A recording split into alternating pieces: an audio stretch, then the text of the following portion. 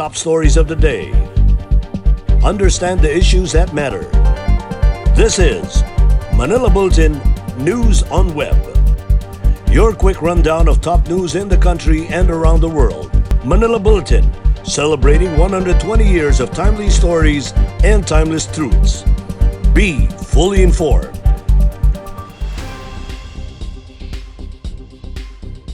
Hi, I'm Barbie Atienza. This is MB Now, and here are your news on web. In the spirit of the Christmas holiday, Employers Confederation of the Philippines, or ECOP, hopes that the government will reconsider the total ban on Christmas parties. ECOP knows that the country is still reeling from the effects of the lockdown since March, but Christmas parties would help people, specifically workers, from overcoming the emotional and mental effects of the pandemic. Our correspondent, Argil Heducos, has this report. The Employers Confederation of the Philippines is hoping that the government will not totally ban Christmas parties in the coming holiday season. In an interview with MB Now, ECOP President Sergio Ortiz Luis Jr. said there is nothing to worry about in companies holding Christmas parties so long as each business establishment will strictly follow health protocols set by the government. Ortiz Luis Jr. said that with the country still reeling from the effects of a long drawn-out lockdown since March, it would help people, specifically workers, from overcoming the emotional and mental effects of the pandemic. The government agencies, that's fine. That's their decision. Because the budget is coming from the government, no? But private sector, I think you have to understand that there are a lot of reasons why Christmas parties are held, no? One, especially during this time, we're trying to encourage consumption and faith in the of the future of the economy. No, we are a consumption-driven economy. You have to remember that. And if you prohibit activities that will not generate consumption, that might be doing more than what we should be doing in terms of balancing activities with the economy. Recently, several government agencies have announced their decision of not holding Christmas parties this year as they prefer to use funds to bolster response measures against the COVID-19 pandemic. Sabi ko nga, huwag naman nilang i-generalize, no? Because meron mga kumpanya na they're going to pay all the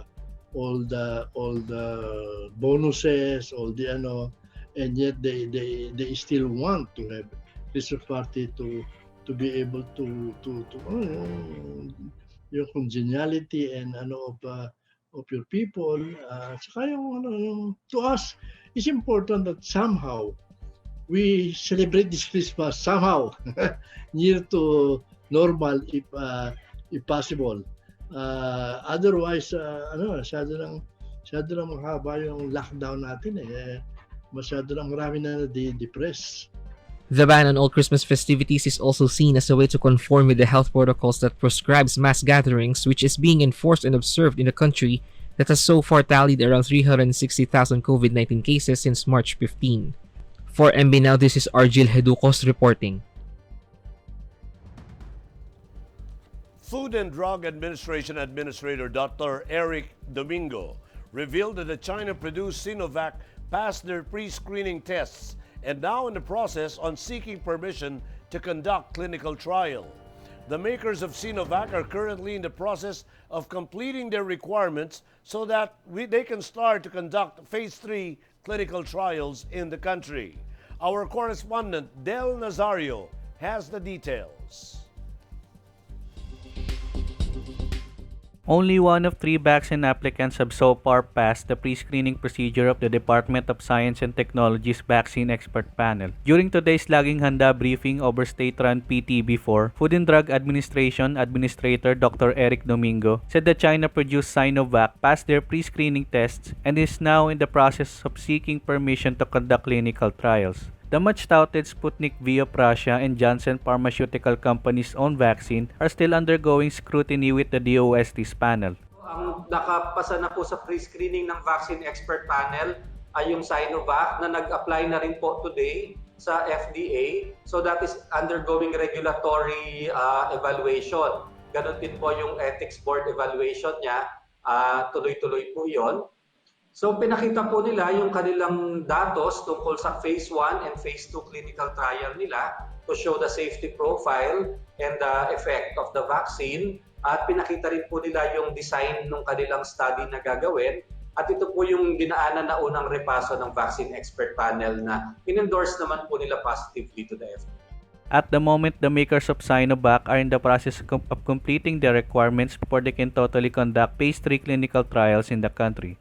So, meron pa po tayong mga datos na hiningi sa kanila, mga informasyon tungkol sa produkto, yun po kanyang labeling, halimbawa. At of course, dahil gawa po siya sa ibang bansa, may mga ibang translation kami na hinihingi sa certificates. So, sataan po ito ngayon sa regulatory review at saka technical review dito po sa FDA at saka sa mga grupo din po ng ating eksperto. Titingnan yung design po ng study at yun pong bakuna, kung produkto mismo, kung wala po tayong problema.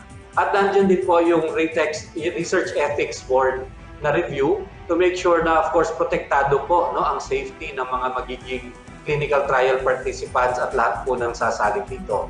Kapag na-complete na po lahat ng requirements na yon at nabigyan na sila ng approval, then maaari na po mag-umpisa. The Department of Health had earlier said all candidate vaccines must undergo a regulatory process before it can be tested in the country. For MB Now, this is Del Nazario reporting. The Department of Health said that about 60% of the country's population should be immunized against COVID-19 once the vaccine is available in order to achieve herd immunity.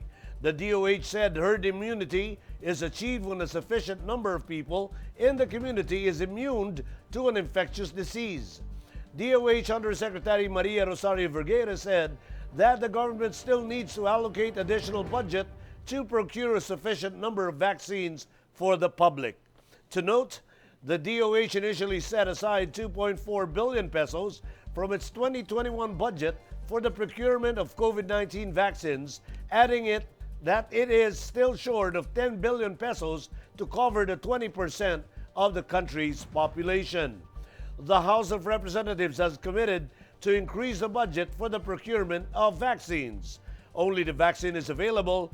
President Duterte said that the priority are those in the poor sector, police, and military personnel. The Philippine Red Cross on Thursday confirmed that it has successfully rolled out its trials for the saliva test, which is considered a cheaper and faster alternative in tracing the coronavirus. PRC said that it is currently waiting for the full approval from the Department of Health and other leading agencies concerned after meeting the standards of the reverse transcription polymerase chain reaction, a laboratory measure used to detecting the severe acute respiratory syndrome-associated coronavirus or SARS-CoV. The PRC met with Dr. Dayan Ranoa, the Filipino scientist at the UIUC, who was instrumental in the development of the saliva test last September 4. Soon after the study protocol passed the requisites, PRC said that the test was forwarded to the University of the Philippines Research Board for Ethics Review Board clearance and approval. In this type of testing, PRC sees lower economical cost since saliva test doesn't need the specimen collector and skilled professional to wear a personal protective equipment or PPE.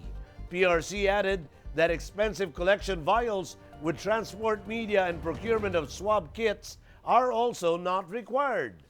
The sample processing time is also lessened due to the test's nature, running only 3 hours instead of 6 to 7 hours needed for swab tests.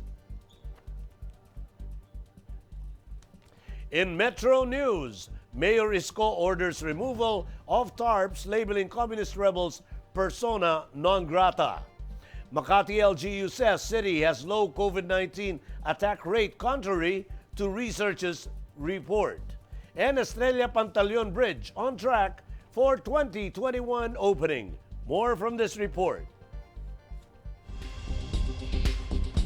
Manila Mayor Francisco Escomarino Dumagoso ordered the removal of tarpaulins tagging communist rebels persona non grata in Metro Manila on Wednesday evening. In a statement, Dumagoso said we should spread love, not hate, in this pandemic. The Manila Public Information Office assured that should there be other tarpaulins in the city, they will be removed as soon as they see it. The tarpaulins sported the logos of the PNP and the National Task Force to End Local Communist Armed Conflict or NTF-LCAC. However, both denied involvement in the placing of the tarpaulins. Citing the data of the Department of Health, the spokesperson of the Makati City said that the city has a low attack rate. This, according to lawyer Michael Don Camina, is a direct contradiction to the report of Octa research team that identified 3 areas of concern: the cities of Makati, Baguio, and Mandaluyong, due to their highest average number of new infections. As of October 19, case transmission risk LGU report of DOH sent by Camina showed that Makati City has attack rate of 6.21, which was classified by the Health Department as low risks. The city government's spokesperson said that they have already requested for a copy of the research of Octa.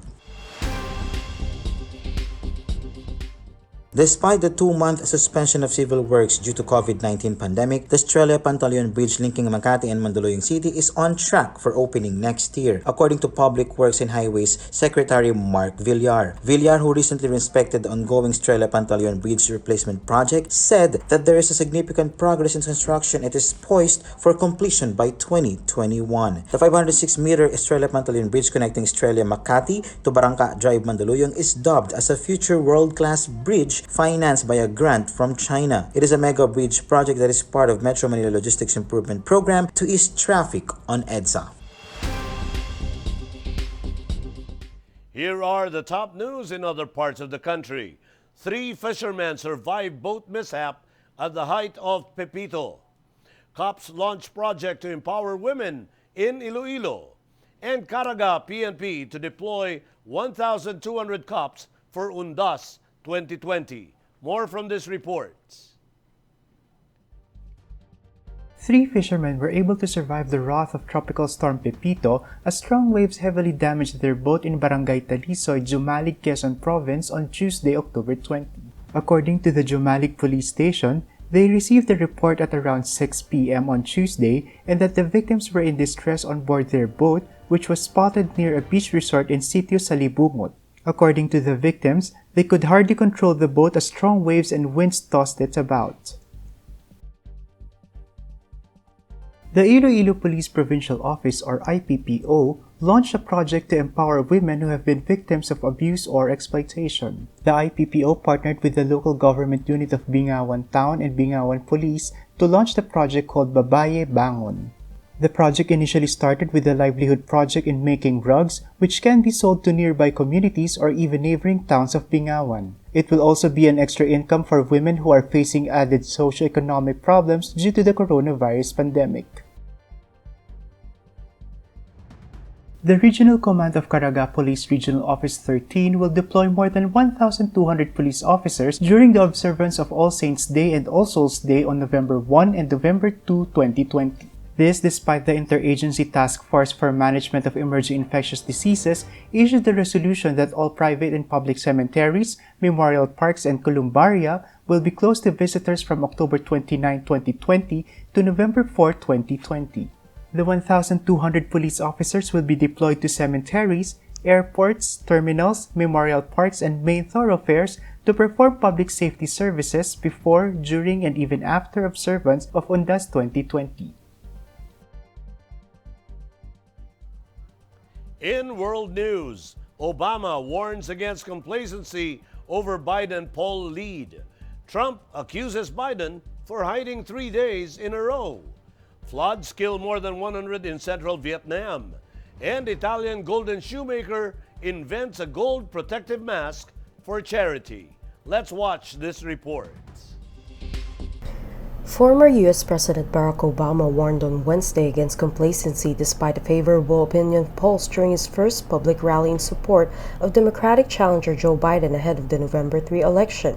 At the drive-in rally in Philadelphia, Pennsylvania, one of a handful of battleground states expected to decide the election, Obama lashed out at Trump's behavior and declared him incapable of taking the job seriously.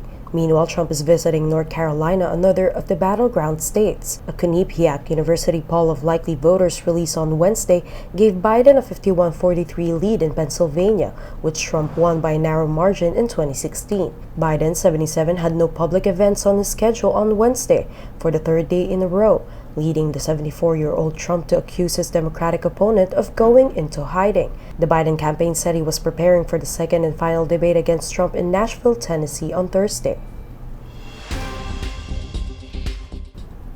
More than 100 people have died and 20 others are missing in central Vietnam following weeks of severe flooding and landslides, authorities said Wednesday as the country braced for yet another storm this weekend. About 178,000 homes have been submerged by flood waters, according to the International Federation of Red Cross and Red Crescent Societies, with rescuers mounting a desperate bid to get food and drinking water to those cut off.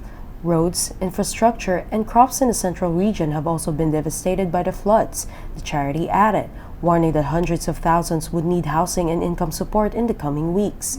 More rain is forecast to hit the area over the weekend as Storm Saudal blows in from the South China Sea. After launching shoes made of 24-karat gold in 2016, mainly for sale in China and the Emirates, Antonio Vietri is known in Italy as the Golden Shoemaker, is now doing a fundraising project with his new masterpiece, the Golden Mask. It is made with gold leaf, and the proceeds will be donated to the Children's Hospital of Torino Regina Margherita. According to Vietri, whoever donates more than 100 euros has the possibility to win the Golden Mask as a gift. In entertainment, Queen of all media Chris Aquino has claimed that former Quezon City Mayor Herbert Bautista did not fight for their relationship in one of her posts on Instagram recently. But Herbert disagreed with Chris. In an Instagram post, Chris made a comment asking Herbert not to rewrite history and that he did not fight for her. Herbert then responded, "Anong hindi?"